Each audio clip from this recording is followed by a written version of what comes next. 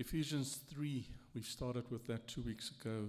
It's Paul that is explaining the ministry that God entrusted to him, especially his ministry to the Gentiles. And as we move through this chapter, we can see that Paul describes his ministry in 4 different ways. Now, the first description of Paul is in verse 1. And if you want to, you can take out a pen and mark this in your Bibles, because that's the exact flow of this chapter. The first description is Paul, the prisoner, in verse 1. Paul, the prisoner, the week before camp. We enjoyed the camp. Did you enjoy it? It was great. The week before camp, we looked at Ephesians 3:1, Paul, the prisoner. And we worked through verse 1. It says, I, Paul, the prisoner of Christ Jesus. Paul was physically imprisoned. He was in chains in Rome, but he understood that Christ remained sovereign over his circumstances. Remember, we said, don't look at your chains. Don't look at your circumstances. Look up. Look at Christ. Secondly, you can mark the word steward in verse 2. That's the next ministry Paul focuses on. He's first a prisoner, but he's also a steward. God entrusted him with a mystery, and that is our text for today. Verse 2 to 6, he's a steward. That's the second aspect. He did not invent his ministry. God entrusted him with a stewardship. Next, you can mark the word minister in verse 7. That's the third part of this chapter 3, Ephesians 3. Paul, the minister. He proclaimed Christ. He served the church. And you can see there in verse 7, it says, of which I was made a minister, a diakonos, a servant. And his ministry was a gift of grace. He was called to proclaim the riches of Christ and to serve God's purposes in the church. And then lastly, you can mark the words, bow my knees in verse 14. That's the fourth aspect of Paul in this chapter. He was an intercessor. Verses 14 says, for this reason I bow my knees before the Father. So after explaining his ministry, Paul turns to prayer and ask God to strengthen the believers, deepening them in their love for Christ. So the flow of Ephesians chapter 3 is very simple. You can see it there on the screen. Paul the prisoner, Paul the steward, Paul the minister, and then Paul the man of prayer, the intercessor. And today we come to the second part. We did 2 weeks ago Paul the prisoner. Today we will look at Paul the steward and what we can learn from this. So let us pray and we jump into the text for today. Ephesians 3 verse 2 to 6. Lord God, you appointed Paul a steward of the mystery of God's grace. You appointed him a steward, someone you entrusted something to. And then Paul took that and he served the church as a steward. As we look at this word steward today and also what it meant for Paul, help us to examine our own hearts. Are we a steward? Or are we selfish?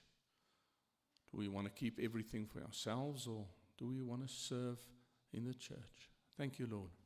Amen. So we saw in verse 1 that Paul was in Rome in chains under house arrest, but we learned that Christ ruled over his circumstances, and his imprisonment did not cancel his calling. But that raises now another question. What calling had Paul received that eventually brought him into chains? Now Paul answers this question in verse 2. He had been entrusted with what he calls the stewardship of God's grace. And that's our theme today from verse 2 to 6. Let's read the text together. Ephesians 3 verse 2 to 6. If indeed you heard of the stewardship of God's grace, which was given to me for you, that by revelation there was made known to me the mystery, as I wrote before in brief, about which, when you read, you can understand my insight into the mystery of Christ. If I read verse 4, I just want to start to jump up and down. It's amazing, but we'll explain that now. Verse 5, which in other generations was not made known to the sons of men, as it was not revealed to his holy apostles and prophets in the Spirit. It was now revealed to his holy apostles and prophets in the Spirit that the Gentiles are fellow heirs and fellow members of the body and fellow partakers of the promise in Christ Jesus through the gospel. Okay, that's a mouthful, but we will go verse by verse and explain it. And it's actually beautiful, this section, how it unfolds the role, our role in the church. So Paul was not only a prisoner, Paul was also a steward. Now, where a prisoner tells us something about our circumstances, a steward tells us something about our responsibility. Paul's circumstances were governed by Christ. He was in chains, but his responsibility had been entrusted to him by Christ. So this section on the stewardship that was given to Paul can be divided into 3 sections. That is this verse 2 to 6. And this is how we will divide the sermon today as well. First of all, Paul's stewardship was given by God, entrusted to him. And then this mystery that was entrusted to Paul was revealed by God.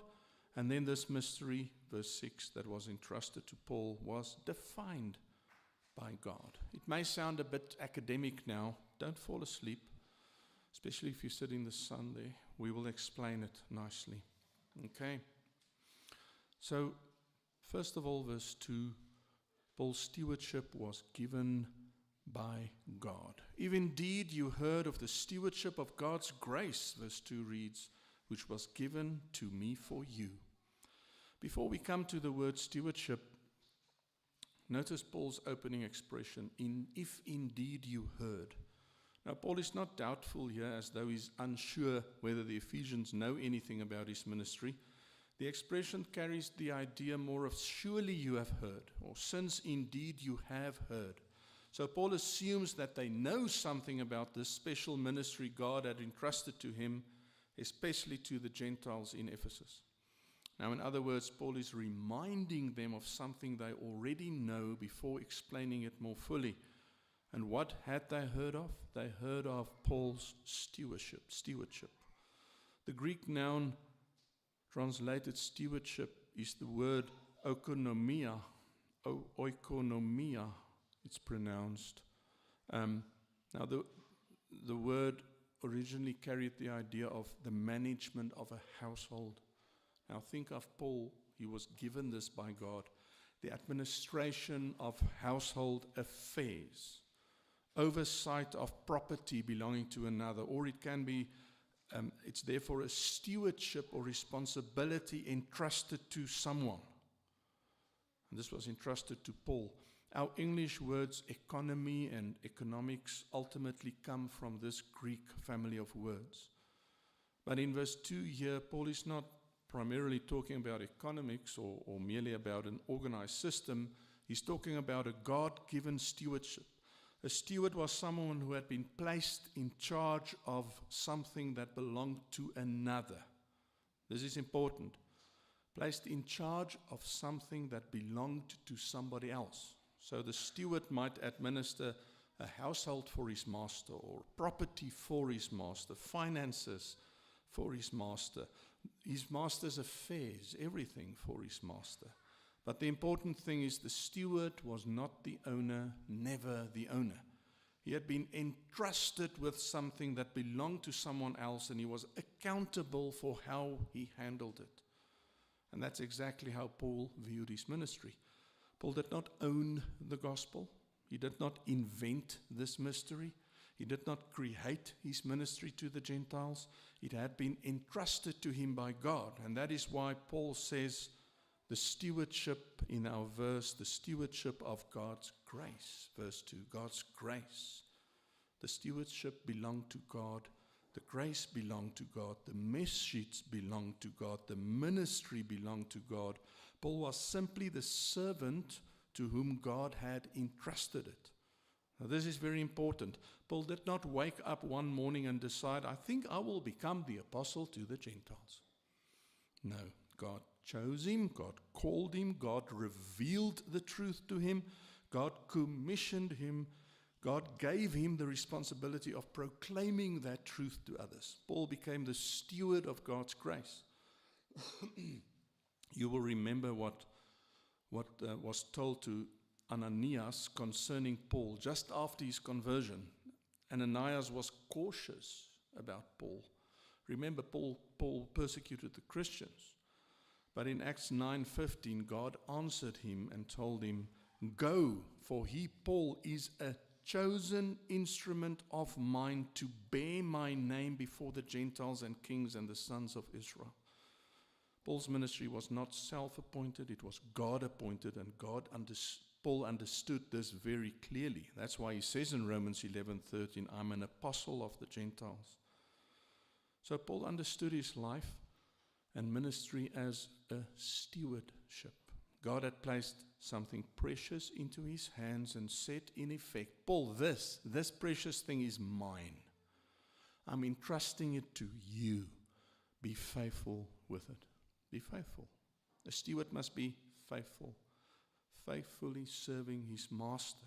Paul wrote in 1 Corinthians 4:1, verse 1 to 2, let a man consider us in this manner, as servants of Christ and stewards of the mysteries of God. And now hear the following important verse. In this case, moreover, it is required of stewards that one be found faithful. As a servant and steward of the mysteries of Christ, one great requirement of a steward, one overarching requirement is faithfulness. Not fame, not popularity, not impressive results, not numbers, not the approval of people. Faithfulness, meaning reliable, trustworthy, stable. Paul knew that one day he would answer to the one who had entrusted this ministry to him. And notice something else in verse 2. Paul says here, the stewardship which was given to me. Now this is important. The stewardship was given to Paul. It was not earned, deserved. It's not something Paul achieved through his education, intelligence, personality, his credentials. God gave it to him. Paul never thought, look what God achieved because he has Paul. No. He thought, look at what the grace of God can do with someone like me. But perhaps the most beautiful part of verse 2 is found in the final words of this verse. To me, for you. Now this is the heart of stewardship. God gave something to Paul, but it was intended for others. The grace came to Paul, but it was not meant to stop with Paul. He became the steward of that grace. The ministry was given to Paul so that the Gentiles would hear the gospel and understand the riches that were theirs in Christ. Those two little expressions belong together. To me, for you. Paul said, given to me for you. God entrusted something to Paul for the spiritual benefit of other people. Paul's oikonomia in Ephesians 3 verse 2, his stewardship was unique in his apostolic character. God entrusted him with a specific stewardship connected to the revelation and proclamation of the ministry concerning Jews and Gentiles. But although Christians today do not receive this specific apostolic stewardship, the broader principle of stewardship applies to every single believer. We are stewards. What God gives us is not merely for ourselves. Remember what the verse said, what Paul said, to me, for you. That's a steward. But of what are we stewards, beloved? In what should we be faithful, us, the church sitting here? First of all, we are stewards of the gospel. We are told in Matthew 28 by Christ, go therefore make disciples of all nations, baptizing them in the name of the Father and the Son and the Holy Spirit, teaching them to keep all that I commanded you. And behold, I'm with you always, even to the end of the age. And Paul links the gospel to stewardship in 1 Corinthians 9 verse 16 to 17. He says, "For woe is me if I do not proclaim the gospel." That's the gospel we just heard of in Matthew 28. And verse 17, "I have a stewardship entrusted to me."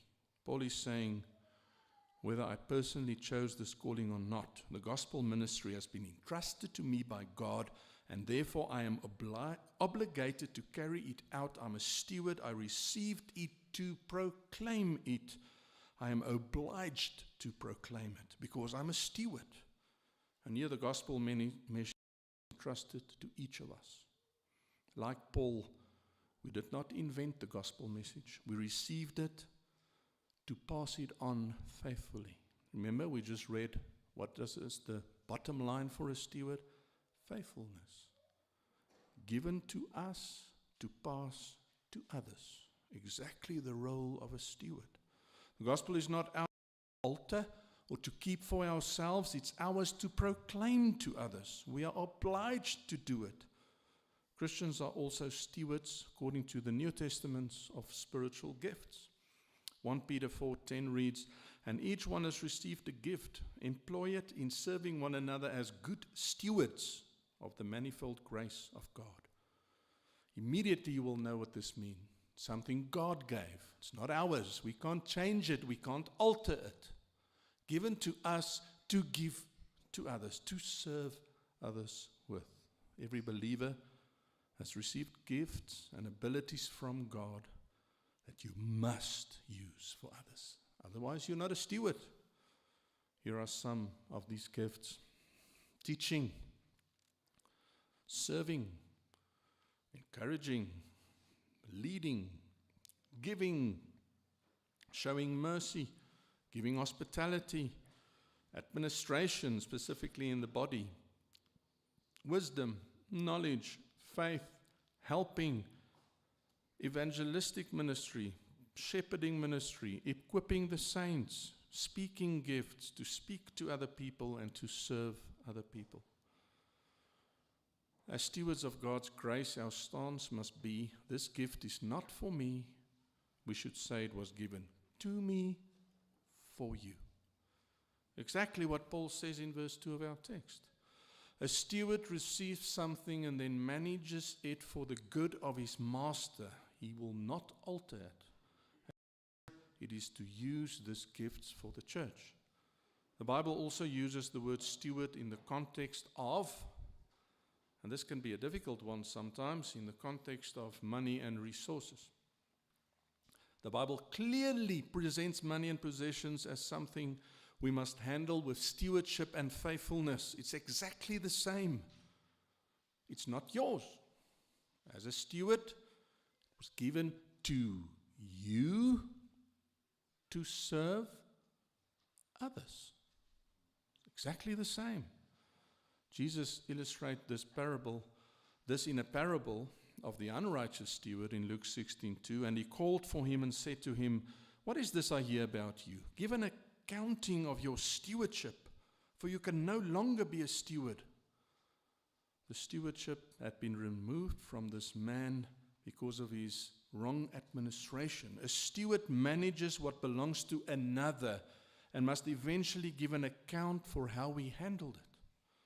Jesus applies this principle directly to money. A few verses later in Luke 16, the same chapter, and he stresses that a steward is faithful with his possessions. Luke 16:10. He who is faithful in a very little thing is faithful also in much, and he who is unrighteous in a very little thing is unrighteous also in much. Our money and possessions is not ours. It's not there to buy a Lamborghini or whatever. They are given to God. You're a faithful steward, not to hoard, but, as Paul said, to me, for you. Must be handled faithfully, wisely, responsibly before God. A faithful steward therefore remembers, what I have is ultimately God's. I am responsible for how I use it. Faithfulness in small material things matters to God. I will give an account for what He has entrusted to me. What is in our hands is still under God's ownership, and we are accountable for how we use it, every cent of it. The question must never be, what do I own? How does my balance sheet look like? But what has God entrusted to me, and how am I using it for Him in the body? Remember, a steward thinks, given to me to give to you. A faithful steward is a cheerful giver because he knows his possessions have been entrusted to him by God. Obviously, that faithfulness is also to administer your own wealth with wisdom, to look after your family, your children. That's also part of it. Next part of stewardship is ministry responsibility. The Bible is clear. Elders or overseers are explicitly described as stewards. God entrusts us to myself, Johan, and Brandon to run God's household on earth.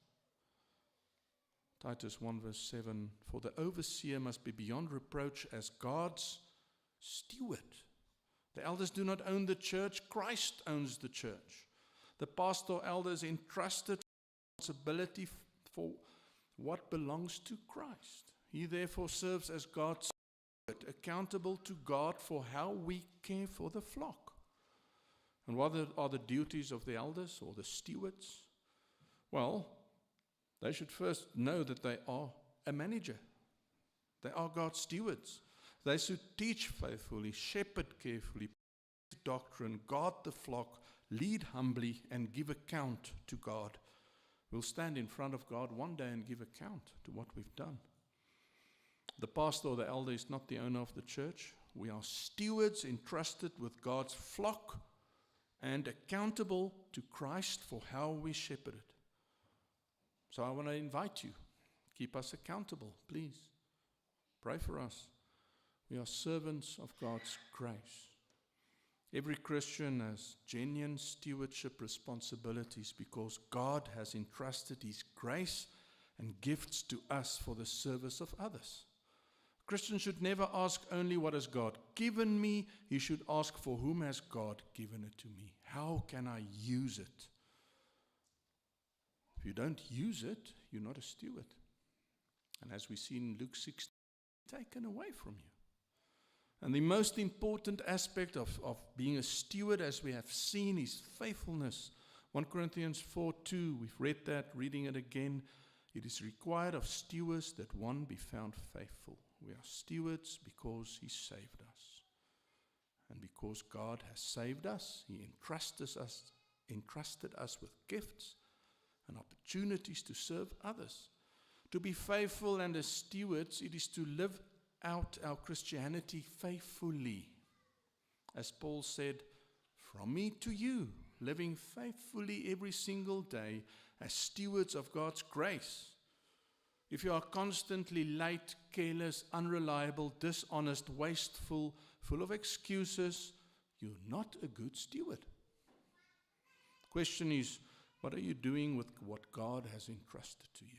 Are you using it for yourself, keeping it under a lid, or are you using it for the glory of God and the good of others? Are you faithful in it?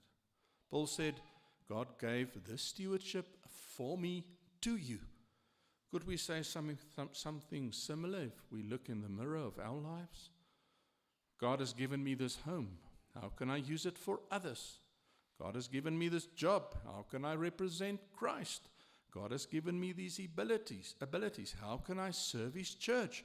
God has given me knowledge of His word. How can I encourage somebody?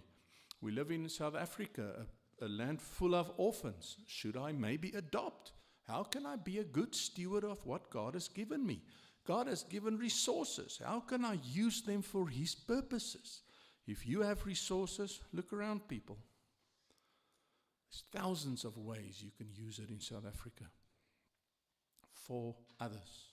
Yes, you can keep some of it in the bank, but if you hoard over it, go in every month and see how much you have, you're not a steward. You're then selfish.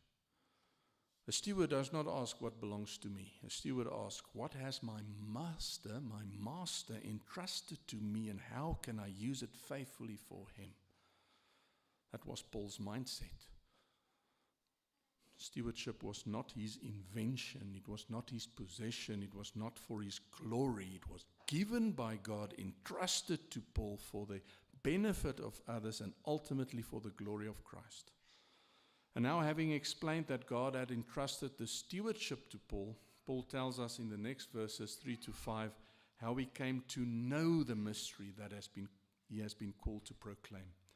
So secondly, the mystery entrusted to Paul was revealed by God. Let us read verses 3-5. That by revelation, you see my heading there, this mystery was revealed by God. That by revelation, there's revealed. Revelation, there was made known to me the mystery, as I wrote before in brief, about which when you read, you can understand my insights into the mystery of Christ, which in one generation was not made known to the sons of man, as it was now revealed to his holy apostles and prophets in the Spirit. So we've seen in verse 2 that Paul understood his ministry of stewardship. God entrusted something to him. He did not own it. Paul did not invent it. He was responsible to administer it faithfully because God placed it in his hands. But now we need to answer the obvious question, what did God entrust to Paul? Paul answers that beginning in verse 3, that by revelation there was made known to me, and here it is, the mystery. We'll explain that later. In verse 6, made known to me the mystery, as I wrote before in brief. So notice carefully what Paul says. He does not say, I discovered the mystery. He does not say, I worked it out. He does not say, I learned it from another apostle. He says, by revelation there was made known to me the mystery. And this is important. The mystery came to Paul by revelation. The word translated revelation is the Greek word apocalypsis. It carries the idea of uncovering something that had previously been concealed. It's the same word used for the book Revelation, opening something that has been covered. So it's like taking the cover of something that had been hidden for a long time, that was unknown and now disclosed. That is what God did with Paul. God uncovered something that Paul could never have discovered by his own intelligence. Paul's understanding, beloved, was not the product of his education. Remember who he was. He was highly trained. He was an extraordinary Jewish background. He knew the Old Testament scriptures, but none of that enabled Paul to discover the mystery. God revealed it. Paul says something very similar in Galatians 1 verse 2. He speaks of this understanding of the gospel, and he says, for I neither received it from man, nor was I taught it, but I received it through a revelation of Jesus Christ. So once again, we see the same principle we saw in verse 2. Stewardship was given by God, and now the mystery within that stewardship was revealed by God. Paul could take no credit for either of this. It was all grace. But there's another word here that we should understand properly, and Paul calls this, that was revealed to him, he calls the mystery. The mystery. What does he mean by mystery? When we use the word mystery today, we normally think of something strange, confusing, or difficult to solve, a murder mystery, a detective story, something where we are given clues and have to work out the answer. This is not what Paul means. The Greek word here is mysterion. Now, in the Greek language, it does not refer to some mysterious weirdness floating somewhere. It plainly means something hidden but now revealed. Hidden, opened. It's like hide and seek. Hidden, opened. So to all Christians, to all believers, and to us was revealed the perfect will of God. It's not discovered by human reason, but made known. Now, Paul also uses this word mysterion, and it explains the word well in Colossians 1:26. That is the mystery which has been hidden from the past ages and generations, but has now been manifested to his saints. God revealed it. Once God revealed it, the secret became known. And here in Colossians, the mystery is Jesus Christ. In our text today, notice that Paul does not define the mystery here in verse 3. He'll do that in verse 6. Paul then in verse 3 writes, I don't know if you saw that, but he writes there at the end of verse 3, as I wrote before in brief.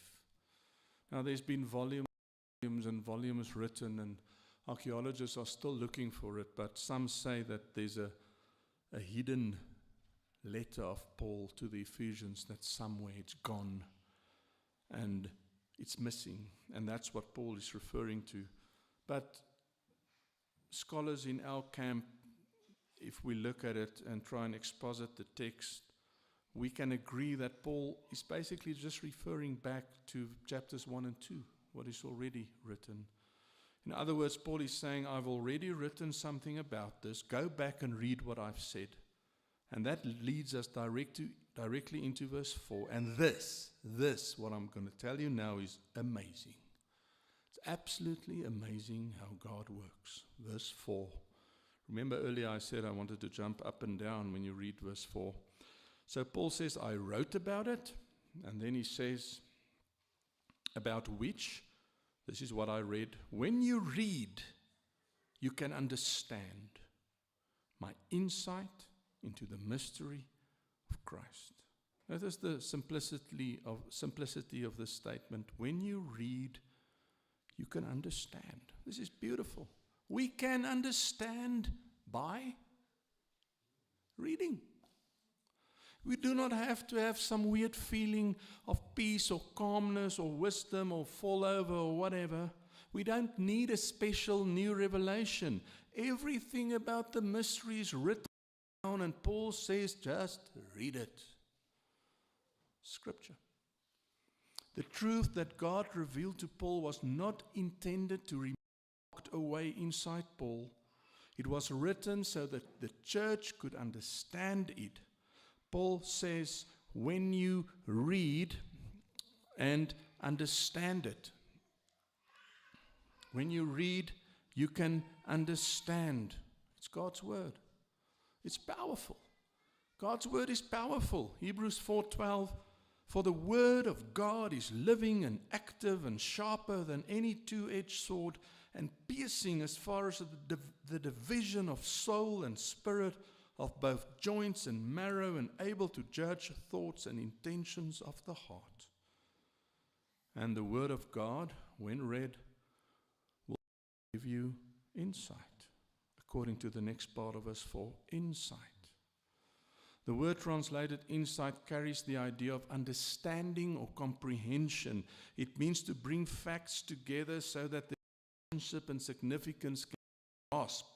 We grasp God's mystery by reading His word. We do not need a WhatsApp picture with soft flowers in it in an emotional message and feel, we don't have to. We grasp God's mystery by reading His word.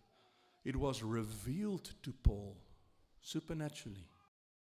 He then wrote it down. The church now can read it, and we can, as our text say, understand it and have insight, comprehend it. God intended His truth to be understood. Paul did not say, when you have a mystical experience, you will understand. He said, when you read, you'll understand.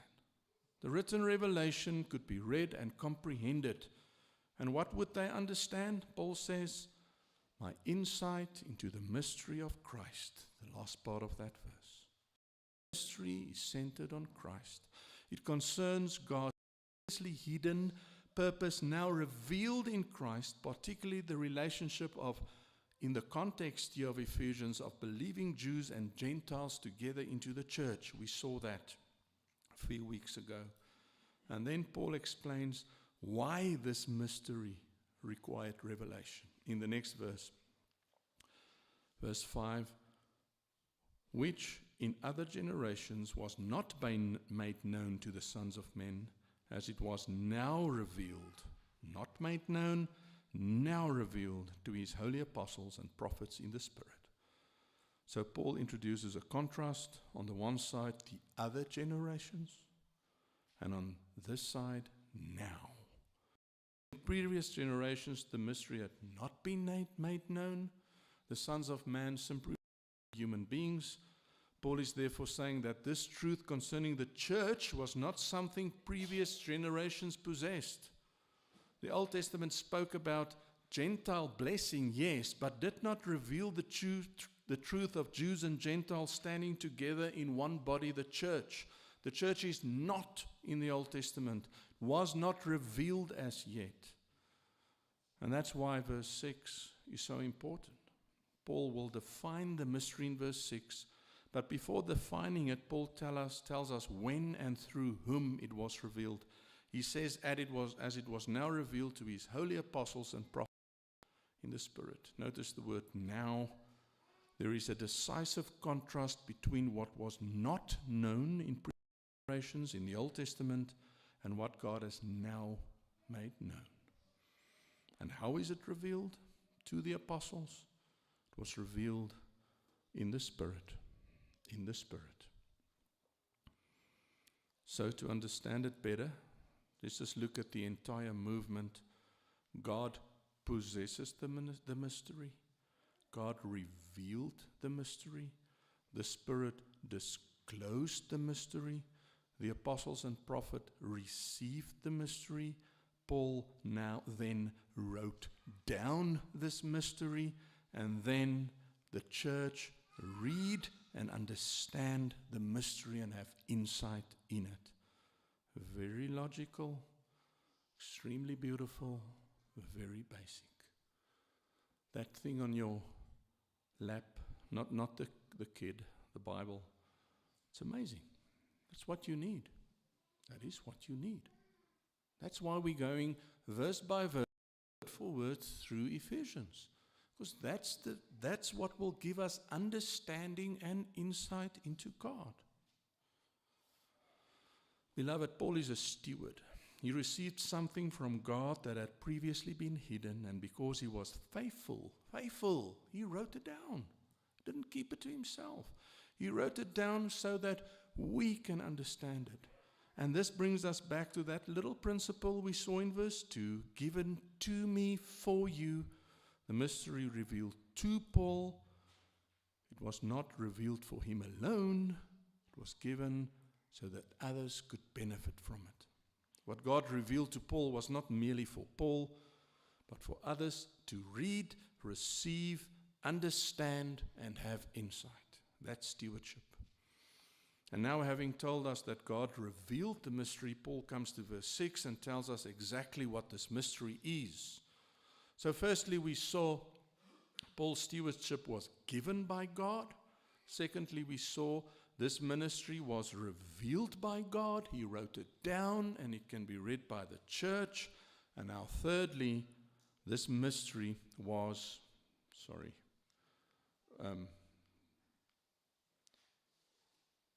entrusted to Paul. This ministry that was entrusted to Paul was defined by God. And here is the in Ephesians 3 verse 6, that the Gentiles are fellow heirs and fellow members of the body and fellow partakers of the promise in Christ Jesus through the gospel. So the mystery is not simply that Gentiles could be saved. Gentile salvation was already known in the Old Testament. The newly revealed mysteries that believing Gentiles and believing Jews now stand together on equal footing in one body in Christ. Paul emphasizes this with three expressions. Fellow heirs. So Gentiles, believers share in the same inheritance, this everlasting inheritance. Fellow members of the body. Jews and Gentiles are united in one body, the church. And fellow partakers in the promise. They share in the promise of Christ Jesus. They partake and become part of the bride of Christ our Lord. Now this word fellow, it's repeated 3 times, repeated this verse, and it stresses the closeness and unity of this new relationship. Together, So Paul piles the expressions to emphasize that Gentile believers are not second-class believers. We stand together with the Jews in the same body and share the same spiritual position in Christ. And now notice how this blessing comes. How does it come? Through the gospel. So the mystery then can be summarized. Believing Jews and Gentiles are brought together on equal terms into one body in Christ through the gospel. This is the mystery Paul was entrusted to proclaim. We are fellow heirs, fellow members, fellow partakers of the promise. You do not need some special emotional experience to become part. You do not need some weird happening or feeling. You do not need a secret revelation. God has told you in His word how sinners are saved, and we should read what God says and believe this testimony concerning His Son. And then you can become a steward of what was revealed to you in the Bible, in His Word. Paul became a steward of what was supernaturally revealed to him as an apostle, but then he wrote it down. Now we read it, it's revealed to us. We become stewards to give it to others. And everything is, last couple of words there, through the gospel. The gospel is the good news that Jesus died for our sins. He was buried, He rose again, and through faith in Him, sinners receive salvation. To be partakers of this promise, beloved, means that we should understand this gospel. It's a beautiful gospel. If you sit here and you're unsure of your salvation, just go to God's word, nothing else. Everything has been revealed in God's word. It's through His word that we can understand. And what should we understand?